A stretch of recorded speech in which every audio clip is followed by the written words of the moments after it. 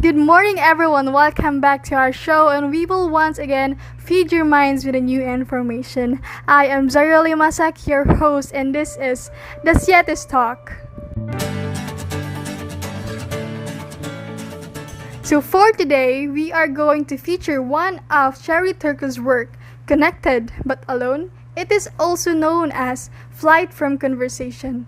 We are going to talk about this together with our guest from University of Cebu. But before that, I'm going to give you an idea about today's talk.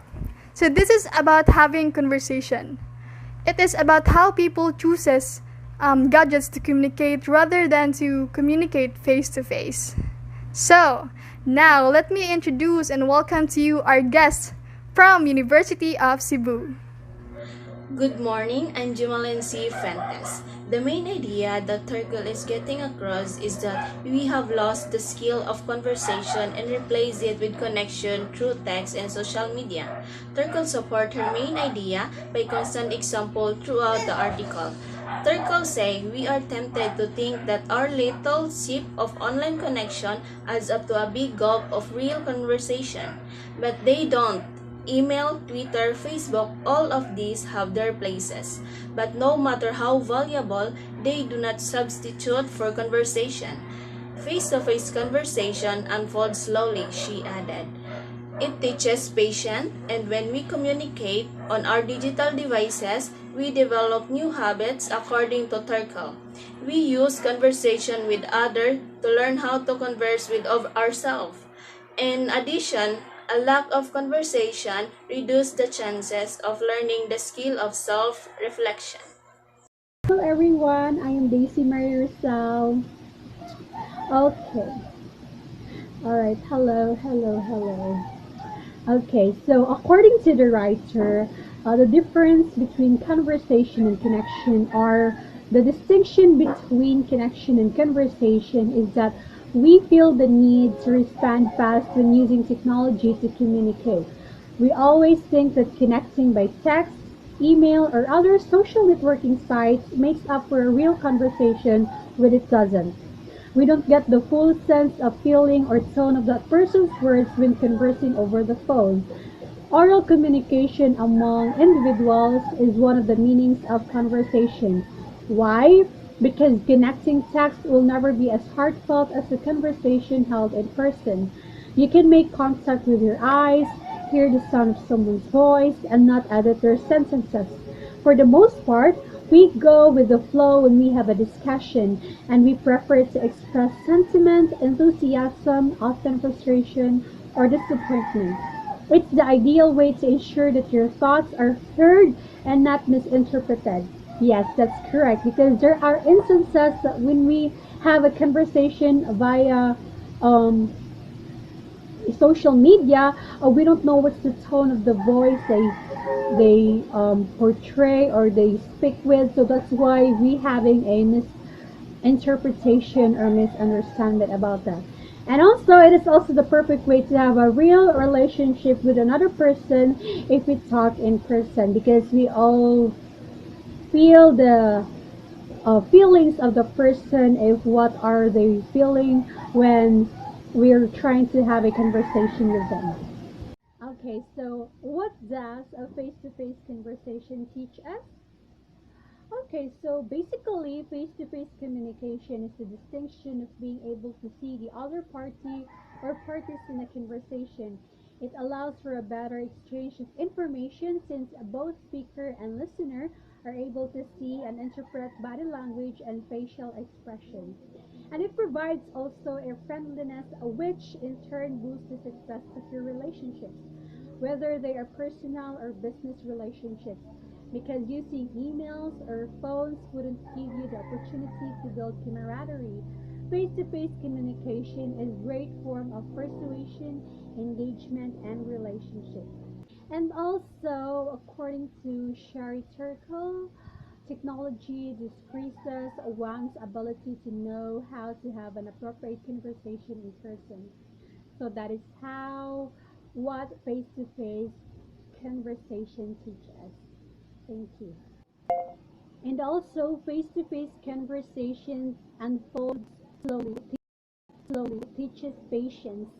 Yes, that one. Because when we communicate on our digital devices, we learn different habits. As we ramp up the volume and velocity of online connections, we start to expect faster answers. To get these, we ask one another simpler questions. We damp down our communications even in the most important matters. It is as though we have all put ourselves on cable news. Shakespeare might have said, "We are consumed with that which we are nourished by," and we use conversation with others to learn to converse with ourselves. So, good day everyone. My name is Mr. Met. So, what does being alone together means? So, for me, it's like we're still alone, okay, alone together, and yet no anyone or anybody else present. So, from the word alone and together. So, I'll example here, which is the couple, okay, a couple living far away each other, couple miles, or rather 2 miles, or couple of miles rather. So each one of us has their own personal space, or I'll rather call it my own as the comfort space for me.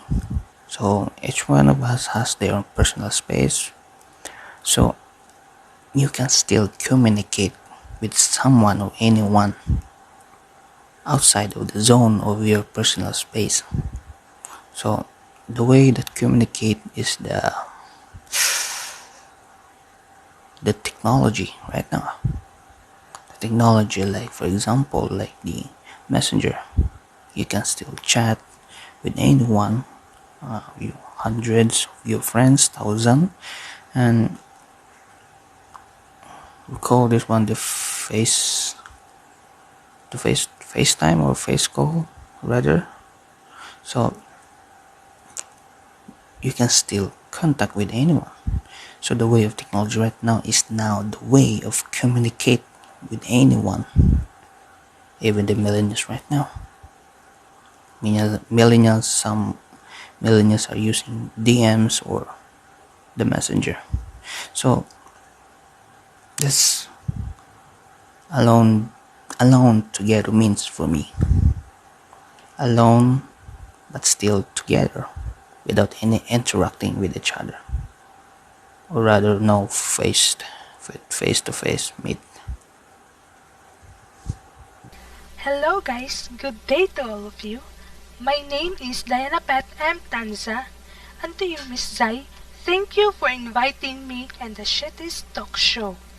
From what I saw in the video, Cherry Turkle describes how individuals prefer to connect via technology rather than through conversation in her article.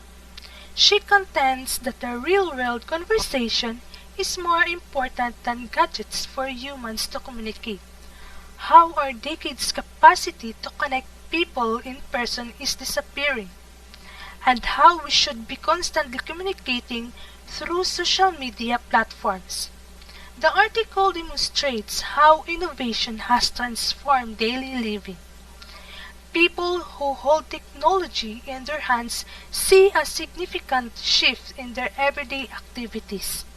Cell phones, tablets, and other devices made it very easy to stay in touch with others, but they also cause a gap between people. The article contains instances of how people's interactions have altered in recent years, including how people could no longer have a basic conversation with a friend or coworker without the use of their electronic gadgets. Then she pointed out that the concept alone together. Individuals are unintentionally secluded in their own worlds. They believe they will be in the same place even they are not. They feel the energy to be whatever and wherever they want while oblivious to the fact they are simply one of the thousand slaves to technology. Then the next concept, The little technological devices we have are affecting not only what we do, but also who we are. People get so engaged in their technology that they lose sight of the rest of the world. This alters our core behavior and the way we connect with one another, as we demand speedier responses. She closes the piece by urging people to engage in and initiate talks in order to get things back on track. The speaker offers suggestions for. She claims that a real-life conversation instead of new connection are more important for humans to communicate. So that's all my answers. Thank you.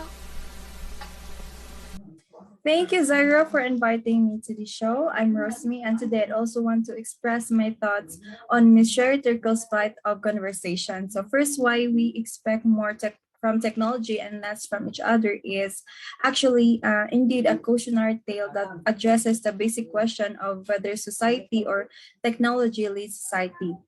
As it enslaves us, it appears that we have less and less time to face the actual world. With technology, people feel like their abilities are enhanced, where in fact we are unable to complete simple things without it. And like in my case, when I do some workouts, I don't need someone to guide me because I have my laptop and I'm researching ways to make my exercise more effective. We can't live without technology because our expectations have been due to our reliance of text messages, emails, and other social media tools.